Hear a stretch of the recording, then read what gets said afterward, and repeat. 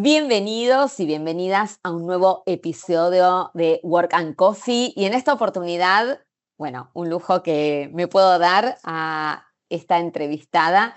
María Eugenia Vidal, bienvenida a este espacio. Un placer poder conversar con vos.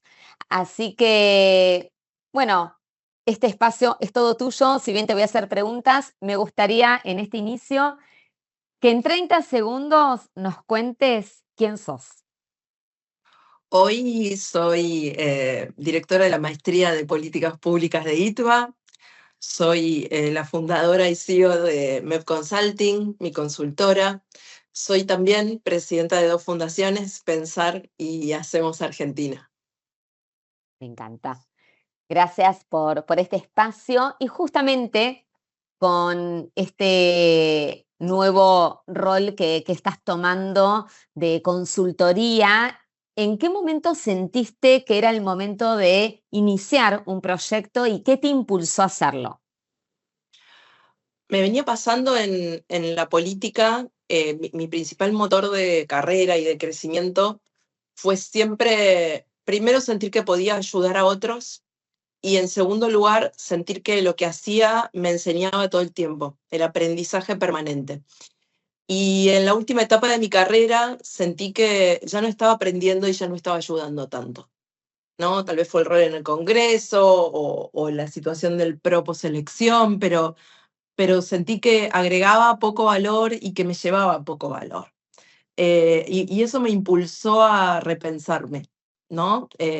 Sin pensar que me iba a ir de la política para siempre, pero sí pensar que tal vez podía aprovechar ese momento de lo que me estaba pasando para probarme en otro lugar, para probarme en otro lugar, para desafiarme, ¿no? Para hacer algo que me sacara de mi zona de confort.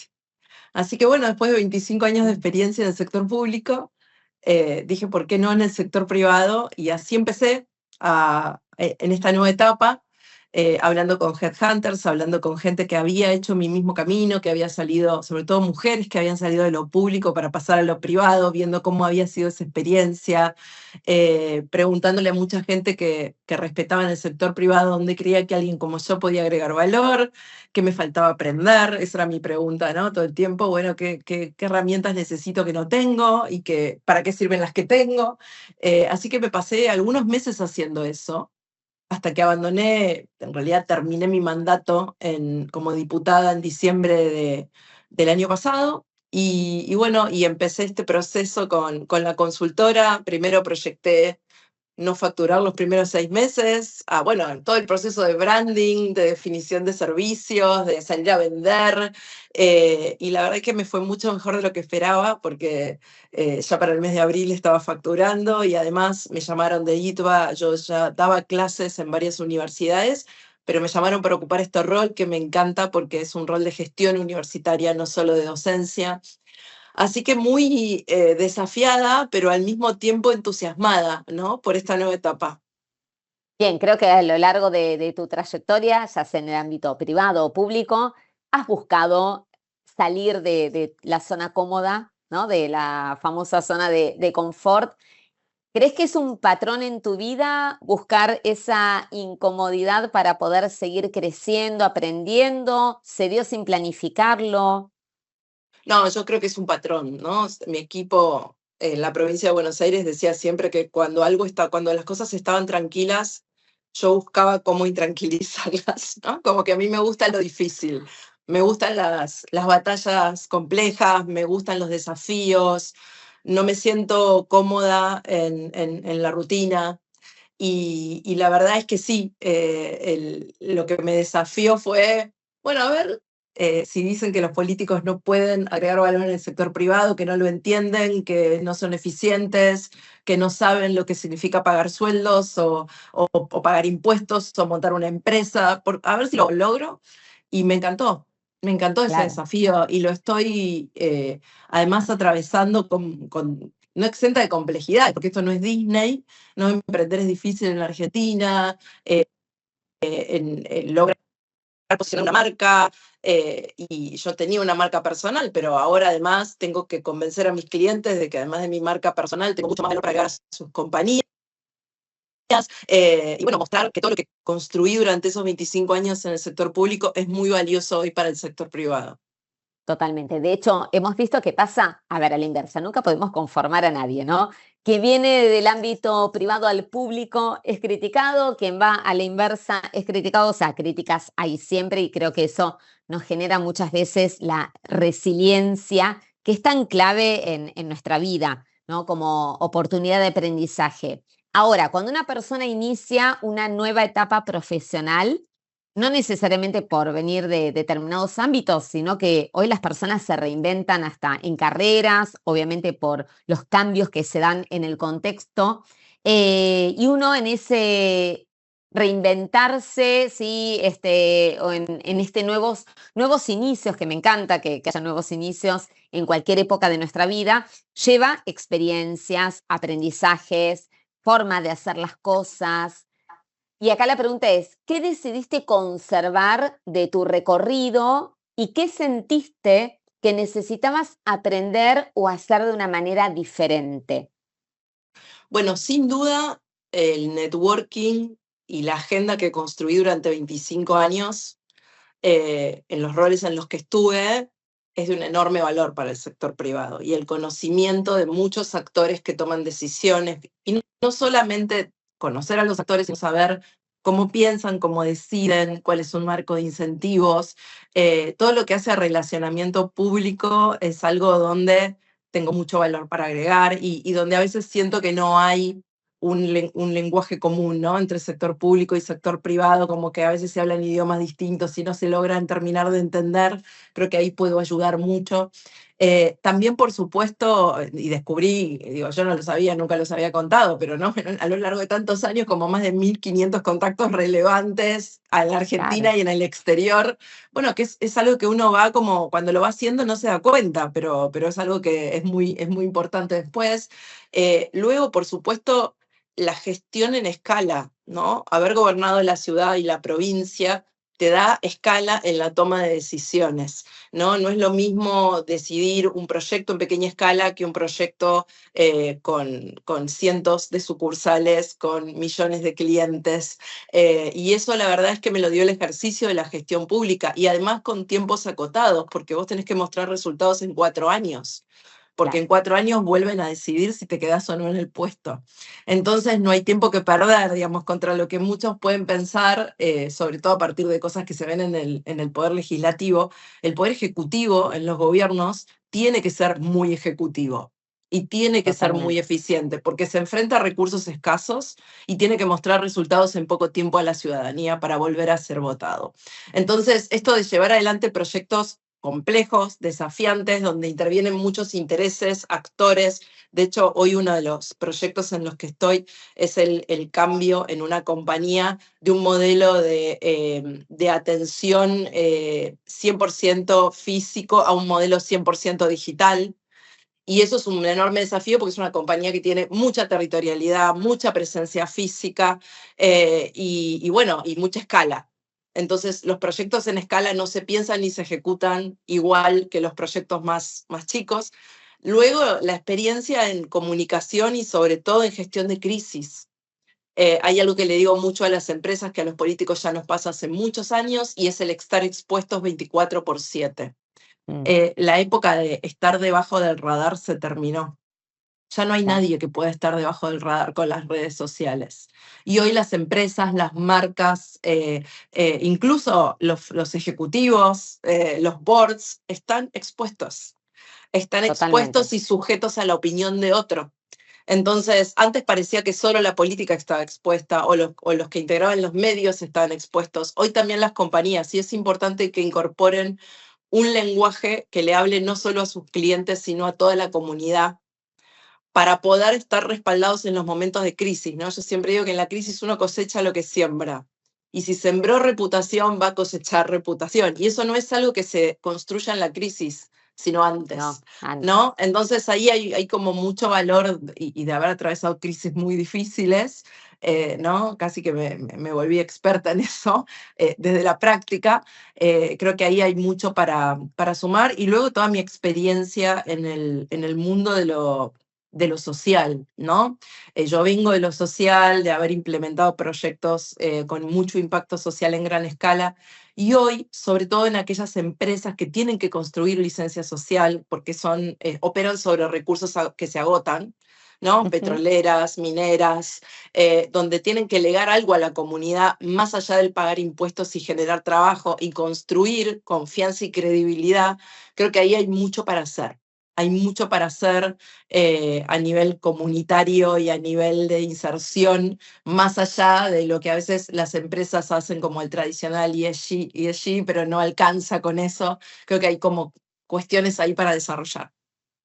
Bien, no, súper enriquecedor todo lo que podés aportar desde la exposición. Y es verdad que hoy todos estamos expuestos, o sea, cualquiera que utilice una red social. De hecho, yo he visto tus posteos en LinkedIn, que es la única red que uso laboralmente, ¿no? Y cómo, bueno, cualquier cosa que uno dice puede generar determinados disparadores que a veces decís, ¿de dónde viene, no, este comentario? ¿Qué hay detrás de todo eso? Y que muchas veces las organizaciones no están preparadas para lo que hoy actualmente es esta exposición, bien como decís, de 7 por 24. Y ahora también hay un equilibrio, ¿no?, que uno tiene que sostener en cualquier ámbito de la vida, ¿sí? Y acá mi pregunta es, ¿qué fue lo más desafiante en lo personal de poder construir esta nueva etapa? Bueno, muchas cosas, ¿no? Primero, esto de tener múltiples sombreros. Hasta diciembre del año pasado yo estaba muy focalizada en mi rol de diputada, más ser presidenta de Pensar, que es la fundación de los equipos técnicos del PRO, y que lo sigo haciendo. Y de repente pasé de tener 2 sombreros a tener 5. Y eso fue como muy importante y me obligó a redefinir agenda, a también poder concertar ser muy precisa con los tiempos a los que me comprometo en cada lugar, con cada uno de mis clientes, con la universidad, para que no generar expectativas que no pueda cumplir, ¿no? A empezar a medir mi tiempo a cuántas horas le dedico a cada cosa, y obviamente a desarrollar una faceta comercial. Claramente yo nunca vendí nada, todo lo que hice fue trabajo público, y esperaba que mis resultados hablaran por sí mismos, así que eso también es desafiante para mí, o sea, poder mostrar mi valor y lo que puedo aportar en el sector privado. También ponerme al día con la tecnología. Yo soy parte de una generación analógica, no soy nativa digital, y hoy no puedes trabajar sin inteligencia artificial. De hecho, Ujú. digamos, ya tengo un asistente de inteligencia artificial que me hace mi vida mucho más fácil, y que me ayuda todo el tiempo. Entonces, creo que poder incorporar esas herramientas, trabajar más sola, ¿no? Si bien yo tengo un equipito en la consultora, todavía somos pocos porque recién Ujú. arrancamos, y yo estaba acostumbrada a grandes equipos, a consensuar mis decisiones con muchísima más gente, a liderar equipos más grandes. Y hoy hago más cosas sola, que tiene sus cosas buenas y sus cosas malas, ¿no? Exacto. Pero bueno, también fue un desafío para mí, pero sobre todo como los momentos ¿no? de duda que todos tenemos cuando hacemos estos cambios. ¿Se habré hecho bien? ¿Esto será para mí? ¿Lo estaré haciendo lo suficientemente bien? ¿Estaré satisfaciendo la expectativa del otro?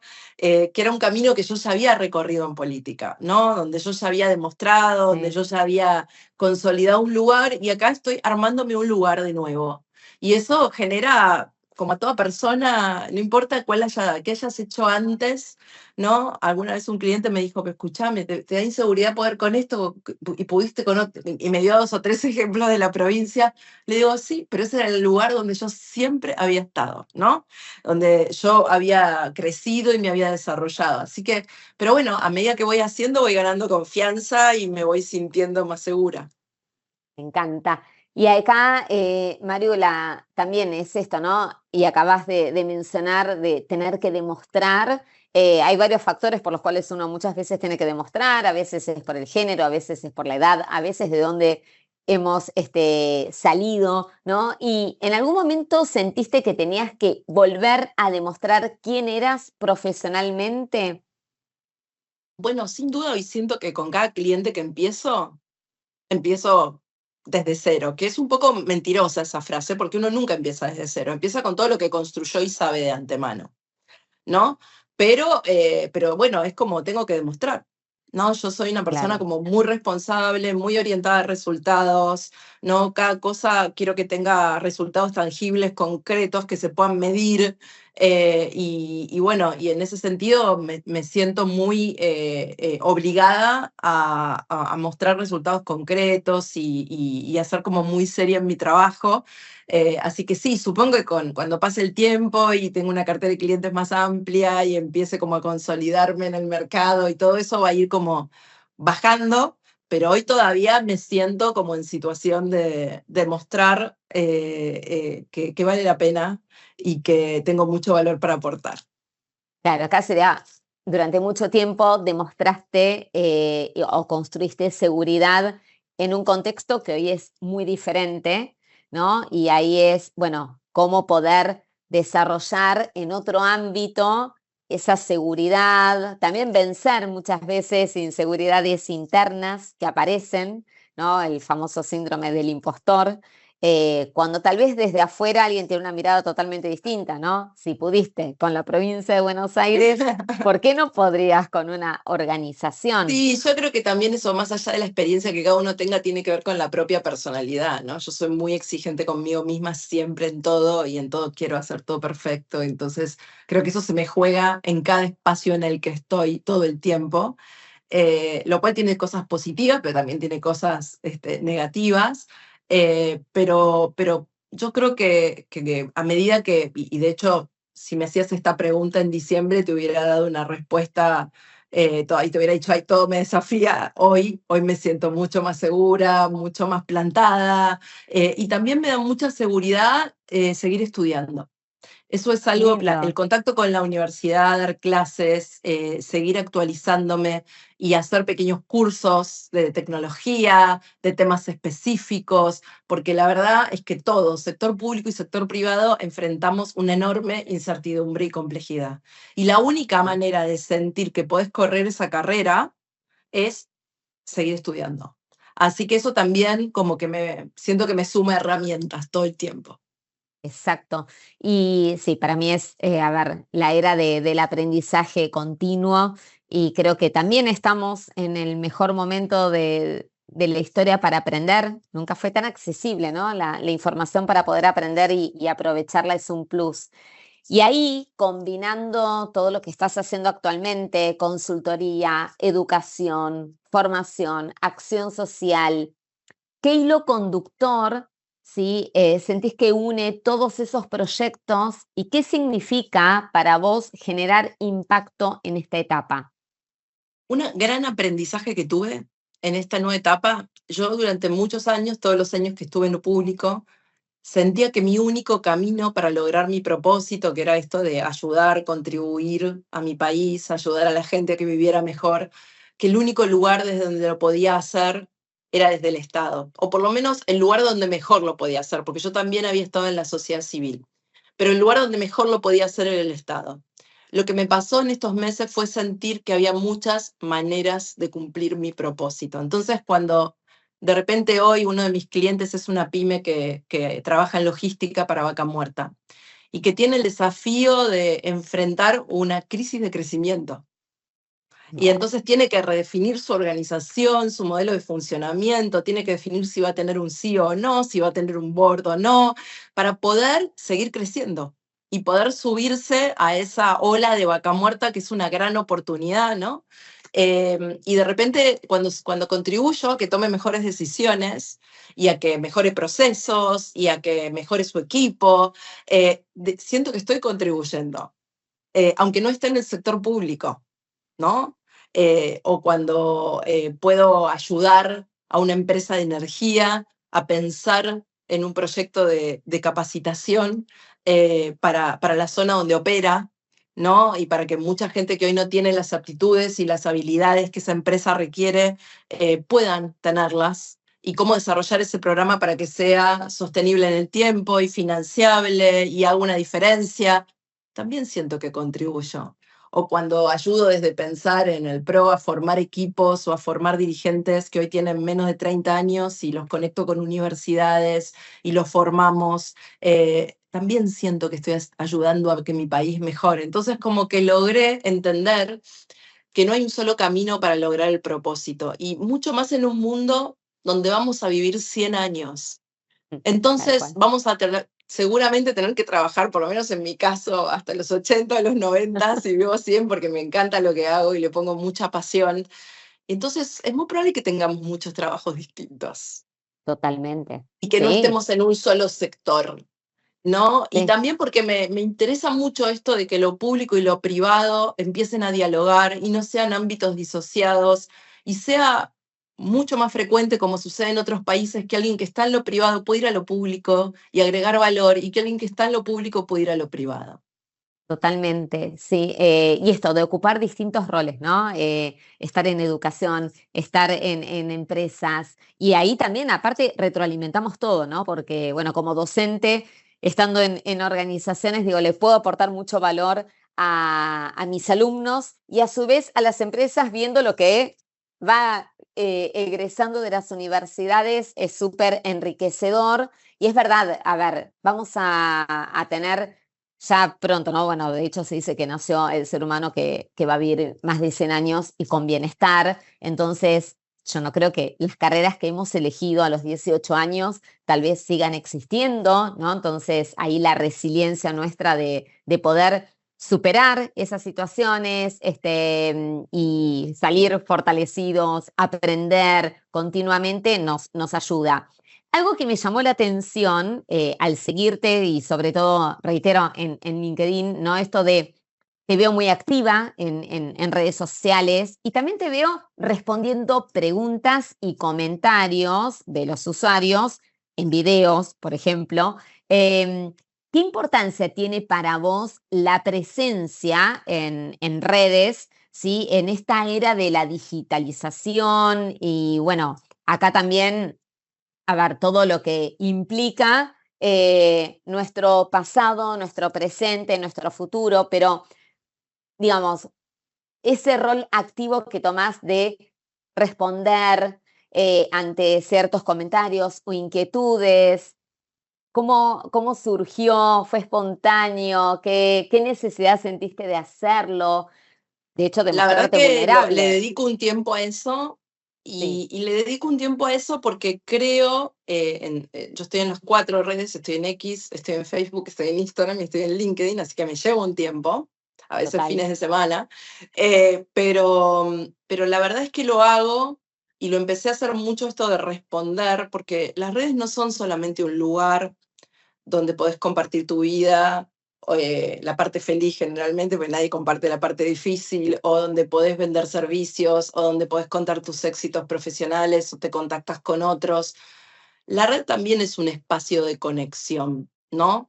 Ujú. Y yo sentí en un momento que no podía ser solo un lugar donde yo le hablara a los demás, sino también donde pudiera escucharlos y darles un feedback, o incluso donde ellos pudieran ser protagonistas. Muchas de las cosas que hago a veces es si encuentro un emprendedor que me gusta, o si encuentro a alguien que vale la pena conocer, los difundo para que la gente los conozca y los vea, porque bueno, eso también es un activo de mis 25 años de vida pública, construyeron cuentas con muchos seguidores.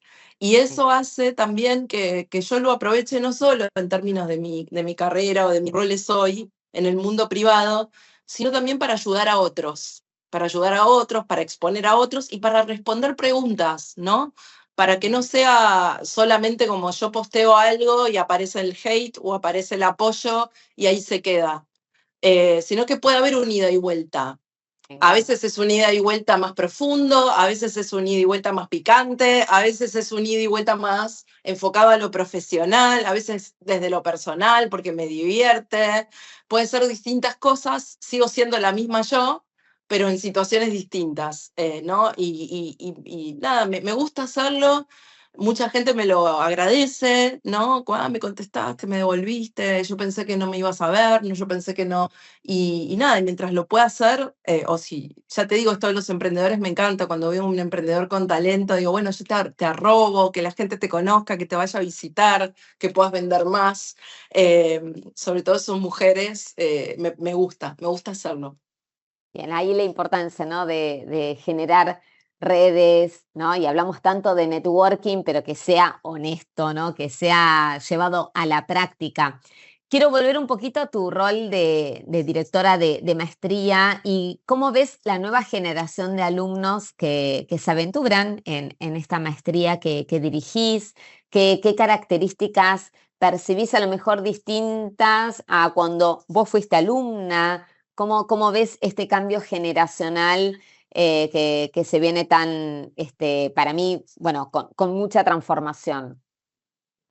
Bueno, nosotros trabajamos en posgrado, así que trabajamos con gente promedio 30 años, ¿no? Que Ujú. ya no, que ya hizo, tiene su título universitario y viene buscando una especialización, viene buscando como una caja de herramientas que les sirva para su futuro laboral. Entonces, yo creo que el principal aporte que tiene que hacer hoy una maestría, que es distinto a un doctorado, porque un doctorado tiene un objetivo de generar nuevo conocimiento, de investigación más profunda. La maestría para mí tiene mucho que ver con esto de la especialización y la herramienta concreta laboral. Y yo trato de enfocarlo mucho hacia ese lugar, que los alumnos sientan que cuando terminan la maestría tienen herramientas que antes no tenían para responder a sus desafíos laborales, tanto a los que a los que quieren seguir trabajando en el sector donde trabajan o a los que quieren cambiar de sector. Y tenemos una población muy diversa, ¿no? Porque tenemos profesiones muy distintas, gente que viene del campo de lo público, gente que viene del campo de lo privado, de la sociedad civil, de organismos internacionales. Hemos tenido ingenieros, médicos, politólogos, abogados, economistas, o sea, hay distintos perfiles, pero todos tienen en común la maestría que desde IDO ofrecemos, aplica mucho las herramientas de la ingeniería y de la ciencia de datos y de la tecnología al análisis de política pública.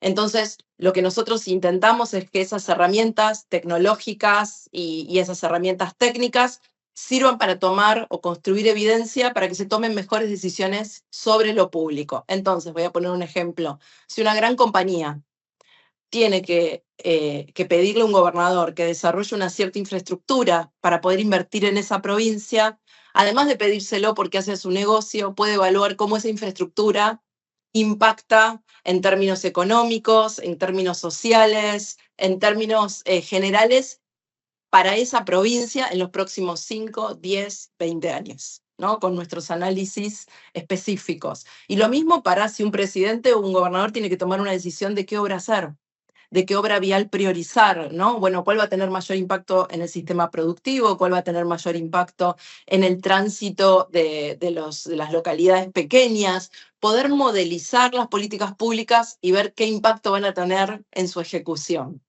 Y eso le aporta mucha evidencia a la toma de decisiones. Creo que parte de lo que pasa en Argentina es que muchas veces tomamos, y escribí algo de eso en LinkedIn, muchas veces tomamos decisiones sin evidencia. O primero Ujú. tomamos decisiones y después buscamos la evidencia que el argumento la justifica. Así que creo que ahí hay un valor que aporta el IDVA que otras universidades hoy no tienen, que son estas herramientas tan específicas, además de una orientación específica en el segundo año en inteligencia artificial aplicada a lo público o en energía, en el ámbito de lo Bueno, público, ¿no? Que son dos temas que están como muy instalados. bien, bien. Y a ver, es súper interesante, ¿no? Cómo se van transformando, y tiene que ser así, ¿no? Se va transformando la educación, a ver, tiene que acompañar los cambios que además son a un ritmo que nuestra psiquis le cuesta procesar. Y en todo este aprendizaje que has ido cosechando en tu ahora ámbito privado, ¿hay algo que hayas aprendido justamente de lo privado que dijeras, así tendría que pensarse también en lo público? A ver, sin duda, en lo privado hay accionistas Los accionistas en lo público son los 47 millones de argentinos que pagan impuestos, pero no se sientan en la mesa de las decisiones. En lo privado sí, los accionistas se sientan en la mesa de decisiones y deciden si seguir poniendo plata o no. Eso hace que las empresas en el sector privado estén muy focalizadas a resultados económicos concretos, ¿no? Porque ninguna compañía se sostiene con accionistas que van a pérdida y que no tienen perspectiva de crecimiento en el mediano o largo plazo. Entonces creo que si bien en el Estado las decisiones no se toman con fines de lucro, como ese aporte que son los impuestos y que son obligatorios por ley nunca está en juego, eso ha llevado muchas veces a que la Argentina subestimara los problemas de déficit, que subestimara el peso de las deudas, ¿no? Porque en el sector privado eso no es posible que se subestime. Una compañía no puede tener balance negativo durante muchos años seguidos. Bueno, no, si hubiera sido el caso de Argentina, yo hubiera quebrado hace rato, ¿no? Porque sus accionistas no lo hubieran permitido. Bueno, acá los accionistas son los argentinos y creo que, por suerte, la Argentina tiene cada vez más conciencia de eso. Los argentinos tienen cada vez más conciencia de eso y eligen políticos que están orientados a que no haya déficit, a no tomar deuda, a un montón de cuestiones que antes en la Argentina no se discutían y hoy sí se discuten y que en el sector privado están absolutamente naturalizadas, ¿no? Así que ahí, por otro lado, rescato del Estado que como hay poco tiempo y tu puesto se pone en juego cada 4 años, y eso a veces no pasa en lo privado, lo que sí creo es que en el Estado necesariamente hay una coordinación o hay como una coordinación forzada, a veces puede salir mejor, a veces peor, pero se necesita una coordinación interáreas. Nada se puede hacer desde un solo lugar en el Estado. Se requiere el consenso y la participación de otros actores, adentro y afuera de la institución. Entonces, los que hacemos política y los que hacemos gestión en lo público estamos muy acostumbrados a decidir con otros y a convencer a otros de nuestras decisiones y a subirlos al barco. Y a veces veo, ¿no?, que en el sector privado es todo como muy, sobre todo en el mundo corporativo, a veces todo es como estancamientos que van por cada uno por su carril y no siempre confluyen en una visión estratégica común, ¿no? Que los potenciaría aún más, porque la verdad es que eso finalmente es más complejo, pero te potencia. Y en el Estado la escala te obliga. La escala te obliga. No podés hacer un proyecto de gran escala si no está de mínima involucrado el jefe de gabinete, el ministro de Economía, el área de comunicación, tu propio ministerio. Ya te nombré 4 que sí o sí tienen que estar en la mesa para empezar. Si además necesitas ley, necesitas al Congreso. Si además es una medida polémica o compleja, necesitas a que una parte de la sociedad te acompañe. Y ya, mirá, ya tengo 6 para arrancar, sin contar si involucra a otro ministerio. Totalmente, sí, no, es súper complejo. Creo que hay mucho de complementariedad, pero obviamente estamos hablando a gran escala cuando se refiere a, obviamente, gestionar en el Estado, ¿no? Más todas las particularidades que se pueden dar. Y hablando del Estado y del poder que tiene sobre un montón de cuestiones, hay algo que últimamente van diferentes actores desde lo privado también conversando sobre, capaz que soy un poco extremista y lo voy a poner entre comillas o tal vez voy a decir mi opinión, es que hay una gran crisis en la educación en nuestro país, ¿no? Esto de tener alumnos con 10 años que no comprenden lo que leen para un mercado laboral que se viene totalmente hiperconectado y globalizado, o sea que hoy todos podemos trabajar para cualquier parte del mundo y la verdad que es bastante desventajoso que tengamos estos temas en nuestra educación. ¿Cómo ves vos la parte justamente educativa, ya saliéndonos de lo que es un aspecto universitario o maestría que no acceden tantas personas, pero en lo básico, ¿no? Lo que es nuestra educación obligatoria, que no siempre se cumple. ¿Cómo estás viendo el tema educacional? ¿Qué propondrías también desde lo privado para empujar? Dijimos, ¿no?, que podemos trabajar conjuntamente privado y público para mejorar ese aspecto? ¿Qué mirada tenés sobre la educación en nuestro país? Coincido con la... No nos asustemos en calificar de crisis, porque sí Ok, tenemos una crisis y una crisis grave. En la Argentina de Sarmiento, 4 de cada 10 chicos no entiende lo que lee y 8 de cada 10 no puede resolver un cálculo matemático básico. Y esa terrible. es la realidad. Y estamos hablando de nivel primario. Y eso se convierte, estos dos saberes fundamentales, el no adquirirlos en primaria y en arrastrarlo repitiendo o pasando de grado igual, se convierten en una traba para la finalización del secundario. Y aun cuando les demos un título secundario, si terminan el secundario, se convierte en una traba para cualquier inserción laboral, ¿no? Porque un chico que no entiende lo que lee no puede entender una orden de servicio en una fábrica, no puede hacer una comparación de descuentos en un supermercado sobre dos precios, no puede hacer cosas muy básicas de la vida que nosotros tenemos automatizadas, ni hablar de manejar inteligencia artificial y prompear bien, digamos. Son cosas como que todo viene de ese lugar. Pero para no quedarnos en el diagnóstico triste, en mi caso yo me involucré hace 3 años, empezamos con un conjunto de jóvenes, una fundación que se llama Hacemos Argentina, donde nosotros desarrollamos con los mejores pedagogos del país un manual para que cualquier adulto mayor de 18 años le pudiera enseñar a leer, escribir y a entender lo que lee a un chico entre 6 y 12 años. Con ese manual estamos alfabetizando a más de 1.000 chicos en 8 provincias del país, en un programa que se llama Primero ABC, y la verdad es que lo hacemos con un costo súper bajo porque todos somos voluntarios, nadie cobra en esta fundación y lo único que lo que gastamos es en la impresión de los manuales y la capacitación de los voluntarios, y los que le enseñan a los chicos son voluntarios en los lugares a donde los chicos ya van, comedores, parroquias, clubes, a donde ya van después de la escuela. Y bueno, ya como te digo, pasaron más de 2.500 chicos por el programa que aprendieron a leer y escribir de barrios pobres de todo el país. Y la verdad es que estamos muy orgullosos de lo que hacemos porque por $50 por única vez un chico puede aprender a leer y escribir. Qué bueno. Y nos encanta y es nuestra manera de contribuir, pero además lo estamos evaluando, porque realmente queremos llegar a 10.000 chicos, porque nuestro objetivo no es ser la mejor ONG de Argentina, nuestro objetivo es mostrar que el método funciona y poder llevárselo a todos los gobernadores del país. Tenemos 24 sistemas educativos en la Argentina, y regalárselos y decir, esto funciona, mientras la reforma educativa avanza, démosle a Ujú. todas las madres con secundario, a todos los padres con secundario, este manual para que le puedan enseñar a sus hijos, y que los chicos en Argentina, aunque sea, tengan ese saber fundamental de entender lo que leen.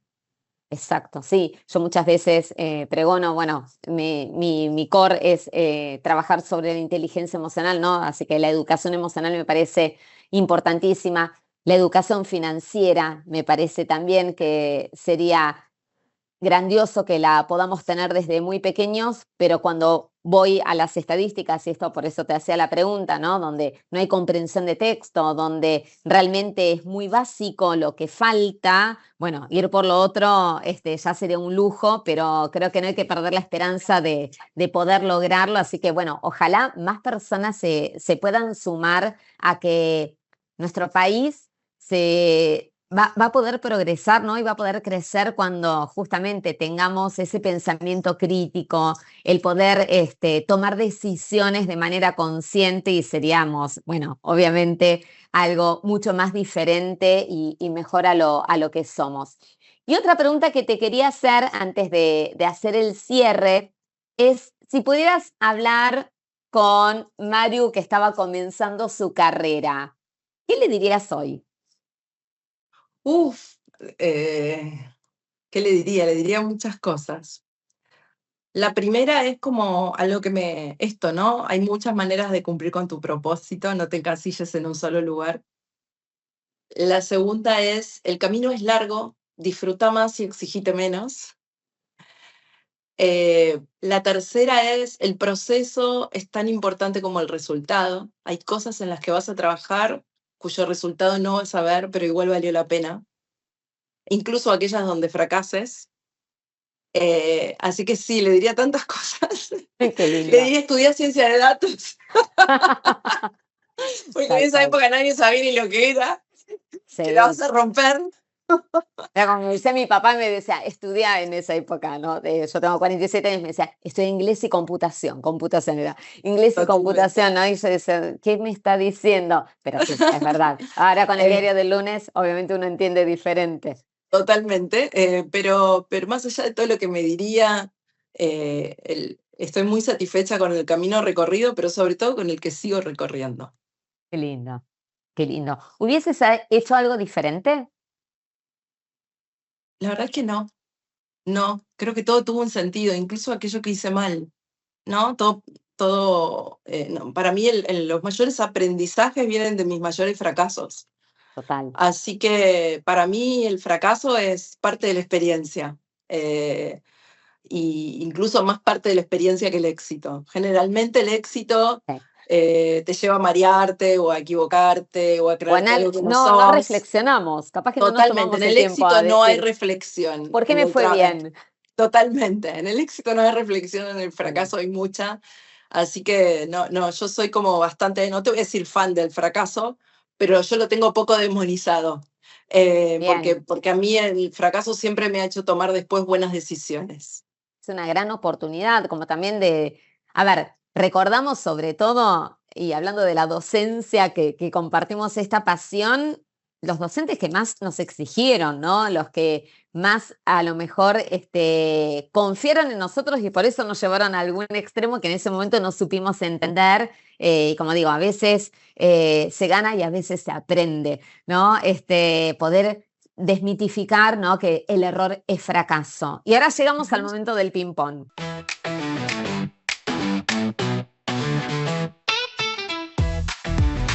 Dale. Acá no hay nada preparado, ni de mi parte ni de la tuya, así que nos vamos a entregar a que fluya este momento. Yo te voy a decir una palabra, vos me vas a responder con otra. A lo mejor se te escapan más de una palabra, está permitido, no vamos a ser tan rígidos. Así que arranco con la palabra éxito, Éxito. Momentos. miedo, Miedo. eh, Humano. Eh, Creo que el que no tiene miedo es temerario. Me preocupa mucho más el temerario que el que no tiene miedo. La pregunta es qué hacemos con ese miedo, ¿no? Si ese miedo nos exacto. paraliza o ese miedo nos impulsa a la superación y a la acción. Yo siempre le decía a mis hijos cuando eran chicos y venía algún médico y tenía que poner una inyección, alguna de esas cosas que a los chicos no les gusta, siempre decía, valiente no es el que no tiene miedo, valiente es el que a pesar de tener miedo hace lo correcto. Así que sí, yo no, el miedo es muy humano Totalmente, sí. Y de hecho, el miedo te protege. El tema es cuando no lo también. El miedo gestionamos. útil es muy Exacto. importante. Sí, sí, sí, exactamente. Cambio, Cambio, me encanta. Cambio, bien, la antítesis de la rutina, que es lo que detesto. bien. Libertad, Libertad, ser uno mismo, escucharse, respetarse, eh, ser coherente. liderazgo, Liderazgo es compromiso, y no solo compromiso con el resultado. Compromiso con el equipo, compromiso con uno mismo, compromiso con el propósito. Es un compromiso mucho más amplio que el objetivo en sí mismo. bien. Impacto, Mejora en la vida de los demás. familia, Indispensable. futuro, Siempre mejor. sueños, Sueños. em, Seguir aprendiendo siempre. propósito, Contribuir a que mi país esté mejor. MED, Una mujer que nunca se queda quieta. bien. presente. Felicidad. Ay, me encantó. Me encantó. Gracias, Mario, gracias por tu tiempo, por tu No, por favor, a vos, generosidad. Vero.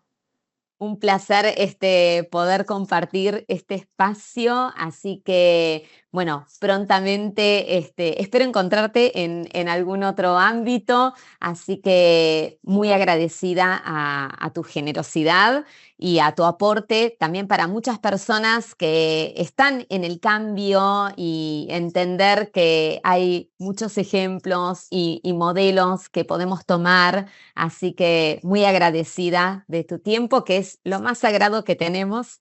Así que el mayor de los éxitos en todo lo que vayas a hacer. Y bueno, para nosotros un privilegio poder contar con tu presencia y a todos los que nos ven o nos escuchan. Un placer compartir este momento. Así que muy agradecida. Gracias a vos, Vero, y a todo el equipo de Global por la invitación y sobre todo a tanto aquellos que vienen del mundo de lo público como aquellos que a lo mejor pasaron toda una vida en el mundo privado, en una corporación, y hoy se preguntan cómo seguir adelante. Mi mensaje es, se puede totalmente. Bien, muchísimas gracias. Gracias, Un placer y Hasta nos vemos luego. próximamente. Gracias. Chao, Vero, hasta luego.